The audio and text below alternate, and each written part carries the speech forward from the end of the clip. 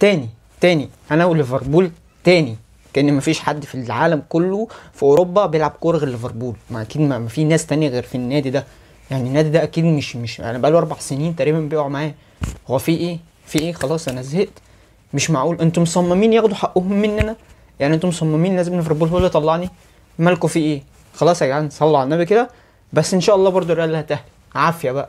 ازيكم يا شباب، عاملين ايه؟ فيديو جديد مع محمد حامد، وفيديونا النهارده عن توقعات دور ال 16 من دوري ابطال اوروبا وماتشين من توقعات دوري اوروبي. بس قبل ما نبدا الفيديو يا شباب، لسه ما عملتش اشتراك، انزل اعمل اشتراك وفعل زر الجرس عشان يوصلك كل جديد.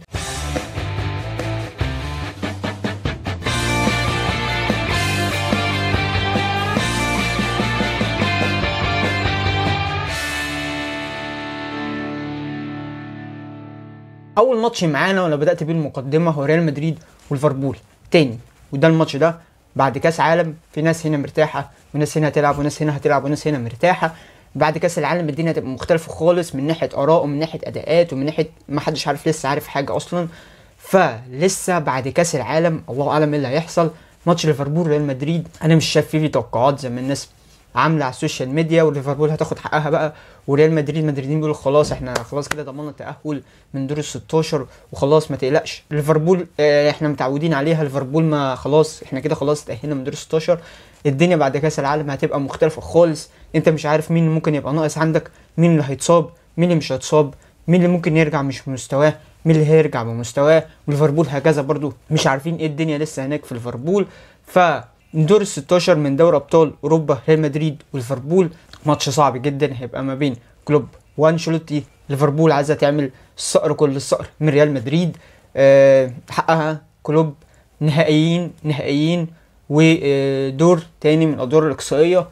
احنا طلعنا ليفربول من دور من الادوار الاقصائيه ونهائيين النهائي اللي فات، وبالذات احنا متاكدين وعارفين ايه اللي حصل من النهائي اللي فات. وكمان في رساله، يا ريت لما صلاح يتسال عن القرعه او يتسال عن الماتش بتاع دور 16 من دوري ابطال ضد ريال مدريد ما يتكلمش. يا ريت ما يقولش اي تصريحات. صلاح الصراحه لما بيقول تصريحات بيبوظ الدنيا خالص.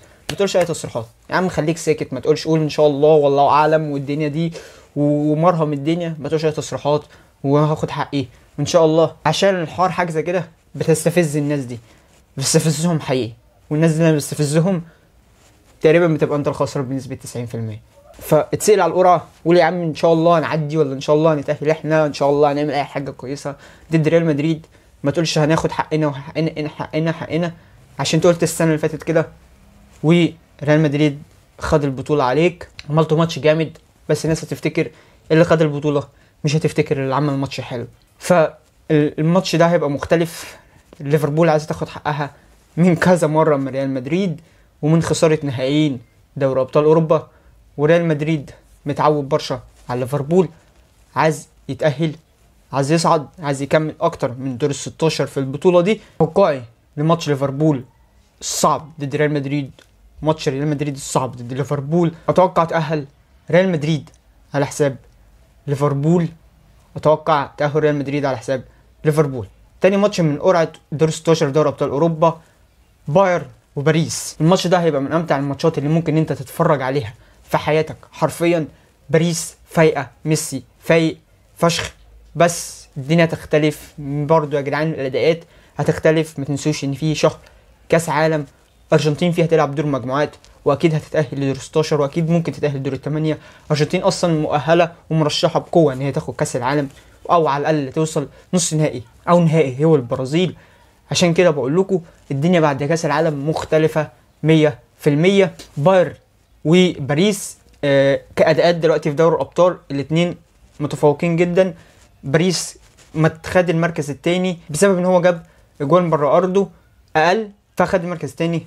البايرن خد مركز اول ضامن من غير اي خساره وبفوز على طول قدام انتر وقدام برشلونه ذهاب وعوده قدام فيكتوريا بلجن، اكيد تأهل اول بدون خساره وبدون تعادل تقريبا. بايرن نسخته دوري ابطال مرعبه. نسخه الثلاثي بتاع باريس السنه دي والموسم ده مرعبه. 3 امبابي ونيمار وميسي مساهمين في 72 جون واكتر، فوق ال 75 جون تقريبا 3 مساهمين. فنسبه المساهمه مرعبه حرفيا من الثلاثه. ميسي فايق فوقان مش طبيعي يا جدعان. مش طبيعي، ونيمار كمان بالذات اكتر من امبابي، الاتنين اكتر من امبابي. نيمار بالذات فايق جدا الموسم ده. مش عارف حوار توقع الماتشين صعب جدا. باريس مع مدربهم اللي انا اصلا مش فاكر اسمه، وبايرن مع ناجلسمان. هل ماتشات دوري ابطال بعد كاس العالم الدنيا هتختلف من ناحيه اداءات؟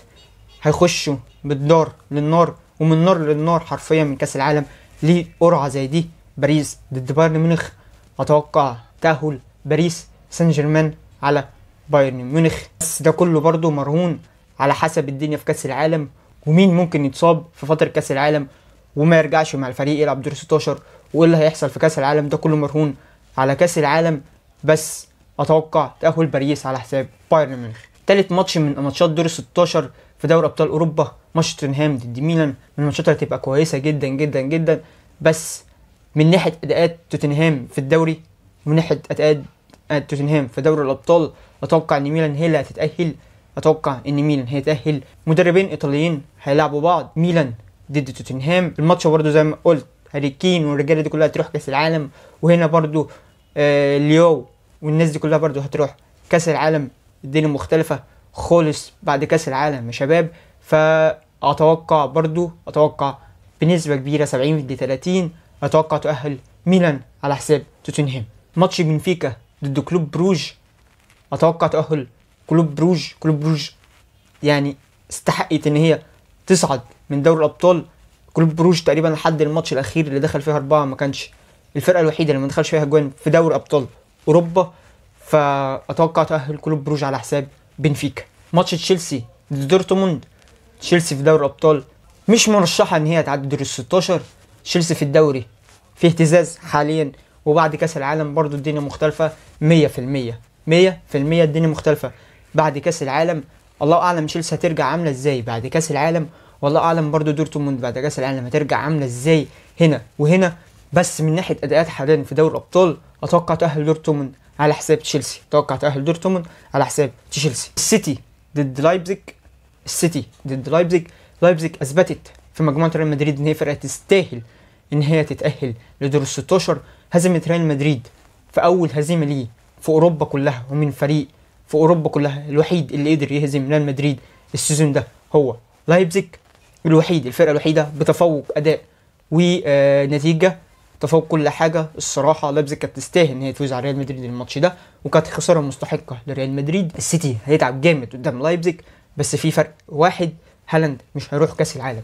هالاند هيقعد الشهر كله مرتاح في بيته، غير لعيبه السيتي الباقيه وغير لعيبه لايبزيج الباقيه.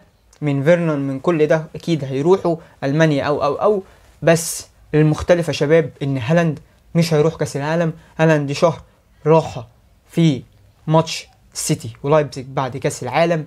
دور 16 بعد كاس العالم الدنيا مختلفه فيه جامد جامد جامد جامد. كاس العالم هيعمل فرق جامد في الاداءات بين الفرق، جامد هيعمل فرق. قلت لكم الاختلاف الوحيد ان هالاند مش هيروح كاس العالم، الشهر راحه. عشان كده اتوقع ان لايبزيج هتتعب السيتي جامد بس اتوقع تاهل السيتي على حساب لايبزيج. انتر ضد بورتو مش باللقمه الهينه والسهله الانتر، وبعد كاس العالم تاني وتالت ورابع لازم تاخدوا بالكم من حاجه زي كده. محدش يقدر يتوقع اداء ومحدش يقدر يتوقع تاهل، كل ده ضربه حظ. بس بعد كاس العالم تقدر تتوقع تاهل، بعد تقدر تتوقع اداءات. نشوف الفرق هنا وتشوف الفرق هنا، تشوف لعيبه الفرق هنا تشوف لعيبه الفرق هنا، تشوف الدنيا ماشيه ازاي. لانهم هيرجعوا دوري، ومش هيرجعوا دوري ابطال على طول، هيرجعوا دوري وبعديها هيتلعب دور ال 16 بعد كاس العالم. الدنيا مختلفه في كاس العالم، بس اتوقع برضو تاهل انتر على حساب بورتو. واخر ماتش من ماتشات دور 16 في دوري ابطال اوروبا، القرعه خلت نابولي ضد فرانكفورت مش اللقمه الهينه لنابولي بتقدم اداءات خرافيه في الدوري ودوري الابطال. خسارات قليله، ما خسرتش تقريبا غير من ليفربول في دوري الابطال. فازت على ليفربول هناك وخسرت في انفيلد وبالعافيه، خسرت في الانفيلد بالعافيه بشويه تفاصيل صغيره هي اللي خسرتها. نابولي بتقدم اداءات عظيمه في الدوري ودوري الابطال، وكمان ان كافارا تقريبا مش هيبقى موجود في كاس العالم، تقريبا مش منتخبه مش موجود في كاس العالم، وهيفضل الشهر ده مرتاح في بيته. هل الدنيا هتختلف مع نابولي والاداء هيختلف بعد كاس العالم؟ هل لما يروحوا كاس العالم ويرجعوا الاستمراريه دي مش هتكمل وهترجع كل حاجه عادي ويفنشوا مركز رابع ولا حاجه ولا ثالث؟ هل نابولي مش هتكمل في الاداء دي في الدوري ودوري الابطال، الاداء الفظيع والاستحقاق في الفوز، والاداء ده هينخفض جامد بعد كاس العالم؟ هنشوف نابولي بعد كاس العالم، بس اتوقع تأهل نابولي على حساب فرانكفورت. كده احنا خلصنا دوري الابطال، نخش على ماتشين في الدوري الاوروبي، وتقريبا اهم ماتشين بالنسبه لنا اليونايتد ضد برشلونه ونانتس ضد اليوفي. ليه نانتس؟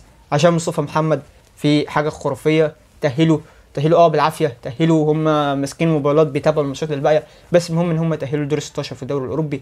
وقريتهم يا عيني قدام اليوفي، بس مش يا عيني قوي. وهناك برشلونه ضد اليونايتد، كريستيانو رونالدو ضد برشلونه.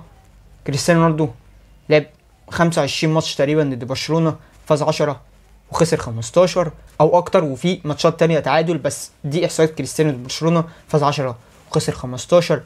برشلونه ضد مان يونايتد، تين هاج ضد تشافي قال ان احنا وقعنا في القرعه بتاعتنا ضد اصعب فريق في الدوري الاوروبي. الدنيا هتختلف تاني بعد كاس العالم، محدش عارف ايه اللي هيحصل. فريق هنا برتغال في المجموعه لاسب بالهينه، وهناك لعيبه برشلونه اسبانيا والرجاله برضو في المجموعه لاسب بالهينه. هنشوف الدنيا ماشيه ازاي. تشافي بيكي اعتزل، فاضل له وبوسكيتش اكيد اساسي في ماتش الدور 16 بتاع دوري ابطال لو ما اتصابش مع منتخبه او ما حصلوش اي حاجه في كاس العالم. ده هو راح كاس العالم يعني ورجع حصلوش اي حاجه يبقى اساسي. مارتينز مدافع مان يونايتد مش هيبقى موجود في ماتش الذهاب ضد برشلونه. الدنيا مش سهله خالص للفرقتين، الماتش صعب جدا جدا. تنهاج ضد تشافي ماتش صعب بالذات بعد كاس العالم هيبقى اصعب واصعب. كريستيانو من الفرق المفضله عنده برشلونه، تهديفيا من الفرق المفضله عنده برشلونه. هنشوف الدنيا ماشيه ازاي. تنهاج ضد تشافي، هنشوف ايه الافكار وهنشوف الدنيا دي كلها، بس للاسف الافكار وده كله للاسف هيتاجل بعد كاس العالم. لو ما كانش بعد كاس العالم كانت الدنيا دي هتختلف خالص، بس اتوقع تاهل مانشستر يونايتد على حساب برشلونه. والماتش الاخير نانتز ضد اليوفي، نانتز مصطفى محمد ضد اليوفي. لو اليوفي فضل بالاداءات دي بعد كاس العالم في الدوري، ما ينفعش مدرب نانتز يضيع فرصه زي دي ان هو يكمل في الدوري الاوروبي اكتر من كده على حساب يوفي الضعيف في الدوري ودوري الابطال. يوفي الهين، يوفي الحزين، يوفي الميت الحمار الوحشي الميت حرفيا في الدوري ودوري الابطال.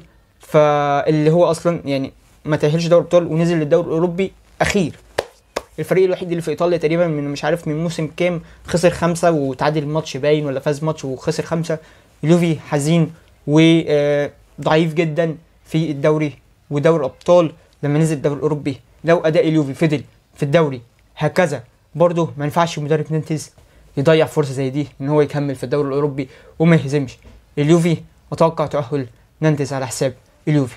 بس شباب نكون خلصنا توقعاتنا النهارده.